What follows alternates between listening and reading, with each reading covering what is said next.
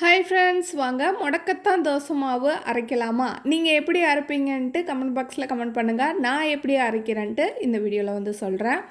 நான் வந்து இட்லி மாவு இருக்குல்ல, நம்ம நார்மலாக இட்லி மாவு அரைப்போம்ல, அந்த இட்லி மாவு சேர்த்துட்டு சுத்தம் பண்ண முடக்கத்தான் கீரையை வந்து சேர்த்துட்டு நல்லா நேவாக வந்து அரைச்சி எடுத்தோன்னா சூப்பராக இருக்குங்க. ஒரு 4 ஹவர்ஸ் வந்து இதை வந்து புளிக்க விட்டு எடுத்தோன்னா நம்மளுக்கு முடக்கத்தான் தோசை மாவு வந்து ரெடி ஆயிடுச்சு. இதுக்கு சூப்பரான சைட் டிஷ் வந்து சொல்லட்டுமா? ரொம்ப சிம்பிளுங்க. ஃபஸ்ட்டு வந்து அம்மியில் வந்து பட்டை மிளகா வந்து காரத்துக்கு தகுந்த மாதிரி சேர்த்துட்டு அதை ஓரளவுக்கு நேவாக அரைச்சிட்டு அது கூடயே நம்ம பூண்டு வந்து சேர்த்துக்கணும். அதை நல்லா அரைச்சிட்டு அதுக்கு தேவையான அளவு உப்பு சேர்த்து நல்லா நேவாக அரைச்சி எடுத்தோன்னு வச்சுங்க, சூப்பரான டேஸ்ட்டில் பூண்டு துவையல் வந்து ரெடி ஆகிடும். இந்த முடக்கத்தான் தோசைக்கும் இந்த பூண்டு துவையலுக்கும் டேஸ்ட் வந்து வேறு லெவலாக இருக்கும். கண்டிப்பாக வந்து ட்ரை பண்ணி பாருங்கள். ட்ரை பண்ணி பார்த்துட்டு கமெண்ட் பாக்ஸில் கமெண்ட் பண்ணுங்கள் எப்படி இருந்துச்சுன்ட்டு.